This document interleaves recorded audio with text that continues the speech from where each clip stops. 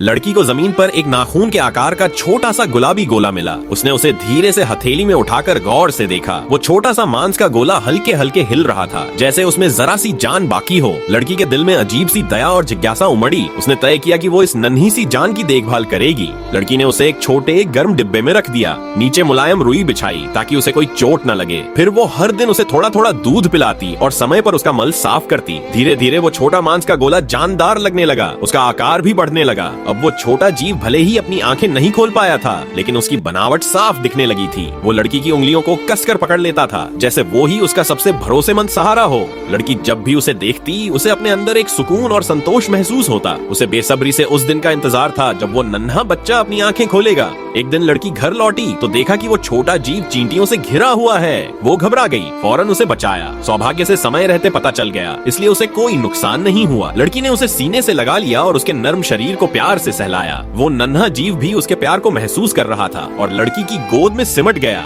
लड़की समझ गई कि ये जान भले ही कमजोर है, लेकिन इसमें जबरदस्त जिजीविषा है। उसने और ज्यादा सतर्कता से उसकी देखभाल शुरू की। इस बार उसने उसके लिए एक सुरक्षित और आरामदायक नया घर बनाया और हर पल उस पर नजर रखने लगी। कुछ ही समय में उस नन्हे जीव ने अपनी आंखें खोल ली और तब जाकर लड़की को पता चला ये तो एक नवजात उड़न गिलहरी फ्लाइंग स्क्विरल है। उसके पंख अभी पूरी तरह फैले नहीं थे और शरीर पर बाल भी बहुत हल्के थे। वो बेहद मासूम और नाजुक लग रही थी। अब लड़की ने उड़न गिलहरी की देखभाल के बारे में पढ़ना शुरू किया। उसने खास पौष्टिक आहार बनाना सीखा ताकि उसकी सेहत तेजी से सुधरे। और फिर जैसे जैसे वक्त बीता, नन्ही उड़न गिलहरी मजबूत होती चली गई। उसके पंखों में जान आने लगी, लेकिन उसकी आदतें नहीं बदली। उसे अब भी लड़की की उंगलियों से चिपक कर रहना पसंद था, मानो वही उसकी दुनिया हो। वो छोटी उड़न गिलहरी बहुत सुस्त भी थी। अक्सर लड़की की हथेली में पड़ी रहती, बिल्कुल न हिलती। लड़की जब उसे देखती तो उसके चेहरे पर एक सच्ची मुस्कान होती, जैसे उसे यकीन हो कि ये रिश्ता अब टूट नहीं सकता। अब चाहे लड़की कहीं भी जाती, उड़न गिलहरी फौरन उसके पास पहुंच जाती। और जैसे जैसे वो बड़ी होती गई, उसने थोड़ी थोड़ी उड़ान भरना शुरू कर दिया। वो हवा में सुंदर सी लहरें बनाते हुए उड़ती और सीधा लड़की के कंधे पर आकर बैठ जाती। एकदम नटखट और प्यारी लगती।